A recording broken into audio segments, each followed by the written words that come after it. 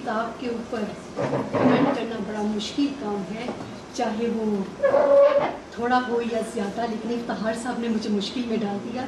लेकिन कोई बात नहीं, मुश्किल आती रहे। लेकिन मसला है कि पूनम का वो दोस्त है, सखी है, सहेली है, उनके लिए बोलना पड़ेगा मुझे।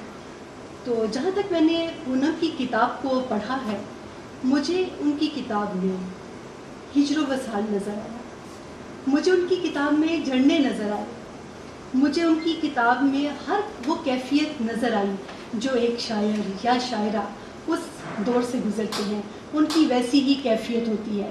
तो मुझे भी वो तमाम हर चीज़ें इनकी शायरी में नज़र आई, और ख़ासकर हिजर को उन्होंने बड़े मज़े से अपने लफ्ज़ों में डाला। वो कि इनकी ज़्यादा नज़में आज़ाद हैं, और आज़ाद नज़मों में भी इन्होंने जिस तरह से वज़न को सामने रखते हुए इनको काफ़िए की सूरत में तरतीब दिया, तो वो बड़ा अच्छा मुझे लगा।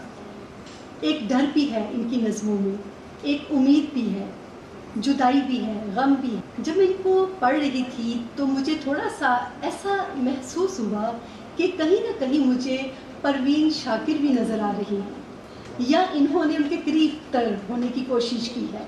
लेकिन मुझे ऐसा लगा क्योंकि परवीन शाकिर को जब हम पढ़ते हैं तो इसी किस्म की उनकी भी नज़में मैंने पढ़ी हैं, और ऐसी ही कैफियत उनकी भी थी, और बड़ी प्यारी प्यारी छोटी छोटी नज़मों से लेकर बड़ी बड़ी तवील नज़में उन्होंने लिखी।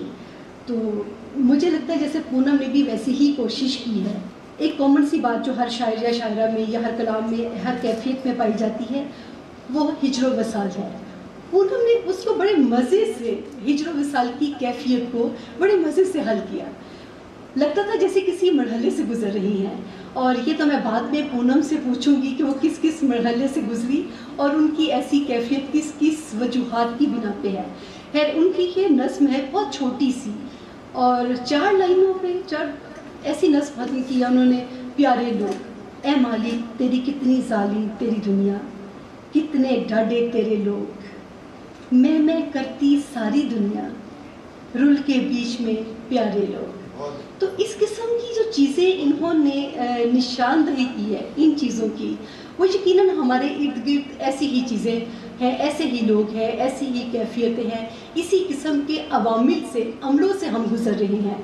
तो मुझे लगता है कि पूनम जो है बहुत ही करीब से लोगों को देखती हैं, बहुत ही करीब से हर इंसान की कैफियत का जायज़ा लेती हैं, और उसी कैफियत में अपने आप को ढालते हुए ये नज़मों को लिख डालती हैं। मुझे कुछ ऐसा ही लगता है। इससे ज़्यादा जब मैं इनकी पूरी किताब पढ़ूंगी तो उस पर एक राय जो है आर्टिकल की सूरत में लिखूंगी। फिल वक्त के लिए इतना ही काफ़ी है कि ये बहुत मज़े की किताब है, और मुझे लगा जैसे जड़ने है, मौसीकियत भी इसके अंदर है, तरन्नुम भी इसके अंदर है, सब चीज़ें इसके अंदर पाई जाती हैं। बहुत शुक्रिया।